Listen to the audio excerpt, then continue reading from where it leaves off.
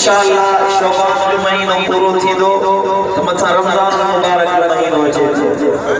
इंशाअल्लाह पहिरें ॾींहुं रमज़ान मुबारक हुजूर क़िबला अलम दरबार आलिया फज़लाबाद शरीफ मातरी में पहिरीं रमज़ान मुबारक में उते हूंदा इंशाअल्लाह रमज़ान मुबारक की शाम इफ्तारी दरबार आलिया दिलबराबाद शरीफ यानी हिंद मरकज़ शरीफ में साईं तशरीफ फरमा थींदा बी रमज़ान मुबारक की इफ्तारी साईं हिते कंदा ऐं टी रमज़ान मुबारक की सहरी साईं हिते कंदा तरावीह नमाज़ साईं पढ़ाईंदा उन में जेके आसे पासे वारा दोस्त आहिनि सभिनी खे शिरकत जी दावत हुजे इंशाअल्लाह रमज़ान मुबारक की इफ्तारी साईं दरबार आलिया मरकज़ुल अंसार मेहर वाली आज़ाद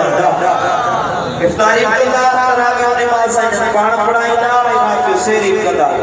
उन में तव्हां दोस्तन खे शिरकत जी दावत हुजे इंशाअल्लाह उन खां बाद में साईं दरबार आलिया हिदायताबाद कोटड़ी में हूंदा वो सालियाबाद में हूंदा उन खां किनी खां पोइ साईं मदीना मुनव्वरा तशरीफ फरमा हाणे तव्हां सभिनी दोस्तन खे गुज़ारिश आहे त लंगर जे लाइ तशरीफ फरमा ॾियो सहरी जो टाइम आहे पढ़ंदे